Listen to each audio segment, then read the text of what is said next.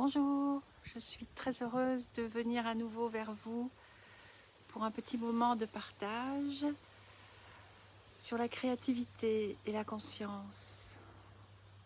Ce matin encore, je me promenais dans le bois près de chez moi et je me suis assise quelques minutes au pied d'un arbre. Comme je le fais souvent, je ne cherchais rien de particulier. J'observais simplement les arbres, la nature qui traverse les feuilles, le mouvement du vent dans les branches. J'écoutais le chant des oiseaux joyeux. Et puis, quelque chose s'est produit sans que je le cherche. À mesure que mon esprit se calmait et que j'entrais dans un état de détente intérieure, des idées m'apparaissaient, des mots, des images, des intuitions, parfois même un petit poème. D'autres fois, me venait l'élan d'écrire ou de créer une méditation, un objet avec les éléments de la nature. Je ressentais la vie qui se vivait en moi dans une énergie nouvelle, pleine de possibles.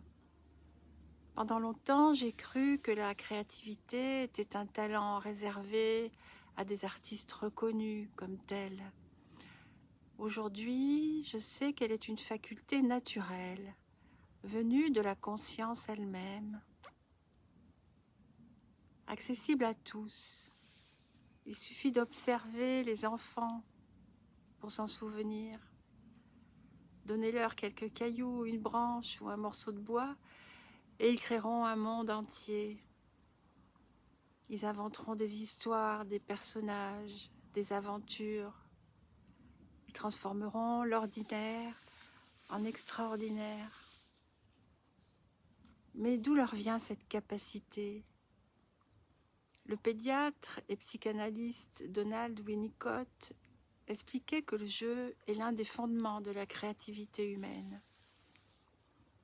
L'enfant ne joue pas pour réussir ou pour être performant. Il joue parce que la créativité est son état naturel. À travers le jeu, il explore la vie, il expérimente, il imagine, il crée. C'est dans sa nature en fait. Peut-être avons-nous tous connu cet état. Rappelez-vous, cette source créative